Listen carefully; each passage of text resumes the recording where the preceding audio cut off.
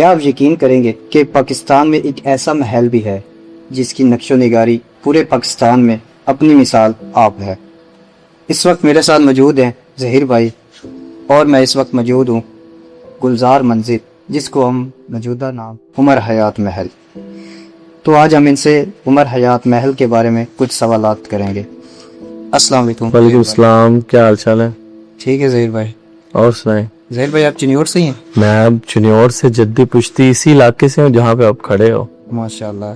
ज़हीर भाई मेरा सबसे पहला जो सवाल है ना, इस महल का असल नाम क्या है? असल नाम गुलजार मंजिल। गुलजार मंजिल इसे बनवाया मियाँ शेख उमर हयात वो रानी था, जो कि एक बिजनेसमैन था जिसका कारोबार पाकिस्तान बनने से पहले कलकत्ता में था, या कोलकाता कह लें। आबाई शहर उनका चिन्योट है। तो जब उनके यहाँ बेटा पैदा हुआ गुलजार, जिसके लिए महल बनवाया गया 1921 में, जब उनके यहाँ बेटा पैदा हुआ गुलजार, तो शेख साहब ने अपने बेटे की पैदाइश पे चिन्योट में इस महल की बुनियाद रखी, जिसे गुलजार मंजिल कहा गया। बाद में क्योंकि बनवाने वाले शेख उमर हयात साहब वो थे, तो इस महल का नाम भी उमर हयात महल पड़ गया। उसके नाम से ये चलता चलता गुलजार मंजिल छुप गया, पर असल नाम है गुलजार मंजिल। उमर हयात कौन थे? उमर हयात साहब बेसिक एक चिन्योटी शेख हैं, वोरा फैमिली से। जैसे आप जानते हैं कि हमारे चिन्योटी शेख जो थे किसी ज़माने में हिंदू थे, खत्री। तो इन्होंने इस्लाम कबूल किया। इनमें मग्गू, मन्नू, वधावन, वोरे, परसेश, सैगल ये सब कुछ आते हैं, इनकी गोथे हैं। तो जो उमर हयात साहब थे ये भी शेख थे, वोरा फैमिली से, जिसे हम लोकल पंजाबी ज़बान में चिन्योट में उन्हें खोजे कहते हैं। जी जी। तो इनका कारोबार कलकत्ता में था। एक वैसे आबाई शहर चिन्योट है, चिन्योट में वो पैदा हुआ है, पर काम उसको कलकत्ता में करता था। पर उसने फिर कोलकाता में भी मकान था और चिन्योट में फिर ये गुलजार मंजिल की बुनियाद रखी। तो अच्छा, इस महल की तामीर में कितने साल लगे थे? इस महल की तकरीबन 1921 में जब इसकी बुनियाद रखी गई, पाकिस्तान के रिकॉर्ड के मुताबिक शेख उमर हयात ने इस पे 4 लाख रुपए खर्च किया। उस वक्त अगर हम सोने में मत दें तो ये अरबों में पैसा जाता है। तो ये 10 साल में मुकम्मल हुआ है, और 10 साल जो कारीगरों की टीम में थी वो दिन और रात काम करती थी। एक टीम दिन में काम करती थी, एक टीम रात में। वो खाके तैयार रात में होते थे, सुबह आके कारीगर उन्हें काम करते थे यहाँ पे। अच्छा, इस महल पे किन कारीगरों ने काम किया? कहाँ से कारीगर हैं? सारे चिन्योट के हैं, कोई बाहर से बंदा नहीं आया हुआ। एक इंसान है नियाज अहमद जलंधरी, वो थे जलंधर से, पर शेख उमर हयात साहब के साथ चिन्योट है, वो चिन्योट ही में रह गए।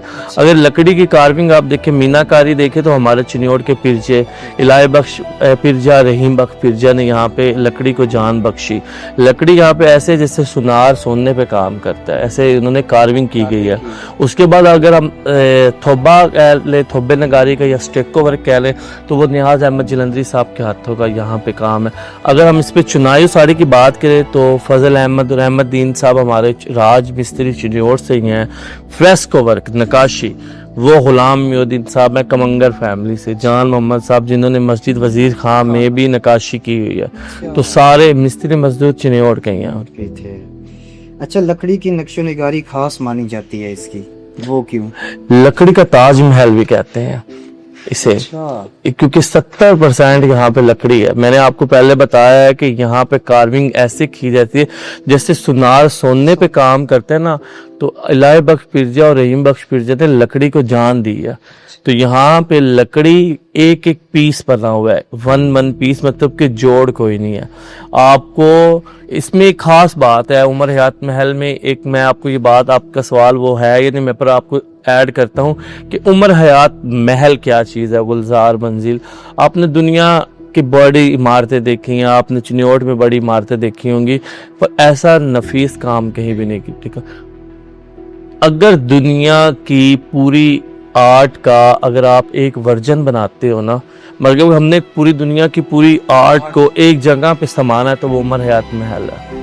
आपको यहाँ पे रोमन आर्ट मिलती है, आप यहाँ आपको टर्किश आर्ट मिलेगी, यहाँ आपको निशापुर ईरानी आर्ट मिलेगी, यहाँ आपको मुग़ल आर्ट मिलती है, यहाँ आपको इंडियन आर्ट मिलती है, यहाँ पे आपको इटालियन स्टाइल मिलता है। ईच एवरीथिंग, जितना भी काम आपको दुनिया में आर्ट मिले ना, वो आपको उमर हयात महल में, वो चाहे वो किसी हिस्से में हो, चाहे वो नक्काशी में हो, चाहे वो लकड़ी में हो, आपको मिलेगा यहाँ पे।